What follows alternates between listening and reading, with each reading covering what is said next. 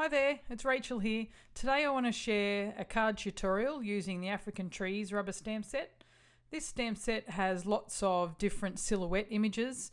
It's got 4 trees and quite a few animals and a series of birds at the top, which are great for creating African scenes. And in the African release we've also got Wild Africa Volume 1 and Volume 2 and Volume 3. But today I just want to use the African Tree set. And I want to show you how to create an African sunset using these stamps with distress inks. So I've trimmed a piece of smooth matte white cardstock to 13 centimeters by 9 centimeters, which is about 5 by 3.5 inches.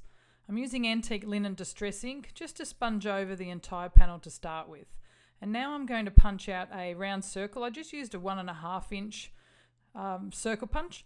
And I've just placed that down, but I've just found that the post-it note wasn't sticking very well. So I've put some extra adhesive on just to keep it in place while I'm sponging around.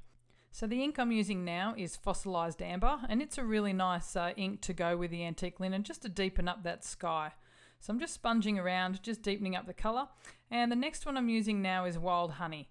And this is a really nice sort of orange yellow, and it gives a really good glow for sunsets. So I'm just being really careful around that the post-it note there, just where the sun is. And I just want to make sure that I blend the ink colours in. The good thing about distress inks is they stay wet for quite some time. So even though I'm changing colours and going on top of each other, they're blending in underneath as well. So every time I add a new colour, I can blend it in together. And you won't get any sort of blending marks if you keep going over the top. So now I've got my background, and the next thing I'm going to do now is to start stamping one of the trees. So I've just chosen one of the trees out of the set, just placing it on the block, and I'm just inking it up using an Archival jet black ink. I like to use a permanent ink over the top so it won't run.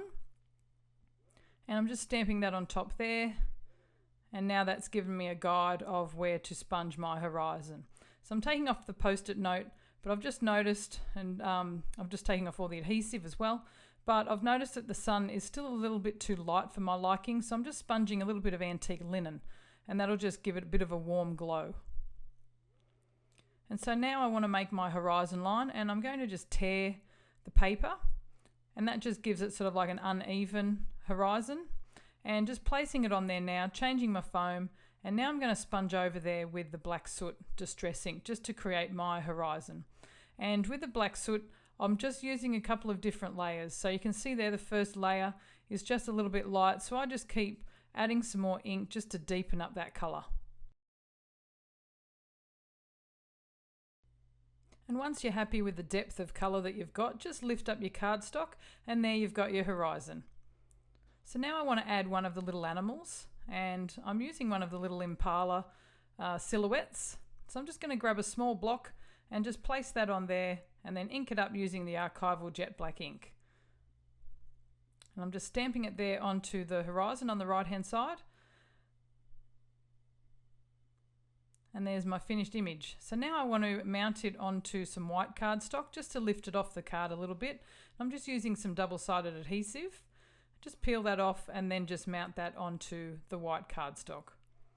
And then I'm just placing it onto a black card. This time I want to use some foam adhesive, so I'm just using some small little strips. Sometimes I use like a larger piece of foam card, but this time I only had that little roll of strips on there, so I've used that. And now I want to add a word, so I've just used the Africa word from the Wild Africa Volume 1 stamp set, and I'm inking it up also with the Archival jet black ink. So I've done just the Africa word, and I'm just trimming that down just to make sure that fits within that black part. I want to make a little banner, so I'm using a 1-inch square punch and just creating like a little flag thing. I didn't quite get that right on the left hand side, so I'm just using it a couple of times just to get that right. And so there's my little piece there. And I want to sponge around it using some fossilized amber to start with. And just putting the sponge back on and just sponging lightly around. I still want to keep the whiteness in the middle, so I'm just using it really sparingly, just around the edges, just with that fossilized amber. And then next up I'm just using the rusty hinge. And that's just really just gently just around the edge, just to give it that same sort of orange look of the sunset. And I'm just sticking some foam dots on there just to stick it onto the card. So I thought I was finished with the card, but I want to add a bit of twine into it. So I'm just threading some around the back. Luckily I use those strips of foam tape, so it makes it easy for me to thread through that twine. And I've just taken off the Africa word just to tie up the twine first. So I'm just tying a double knot, and now I need to add that Africa word back over the top. But because I use the dots, it's not going to work. So I need some little thin pieces of foam. So I'm just going to add or get some little thin pieces, and I'm just going to put it top and bottom, so that means it can go either side of that twine piece. So just trimming that off there, peeling off the little extra bits, and then sticking over the top. So now I'm just going to trim off those extra bits of twine and just fray the edges, just to give it a nice rustic look, and there's my finished card. So here's just one idea using this stamp set. There's lots of different things that you can also do, and this stamp set along with the other African stamps are now available from the Darkroom Door website, or ask for them at your local craft retailer. You can find a list of stockers on the Darkroom Door website. Thanks for watching.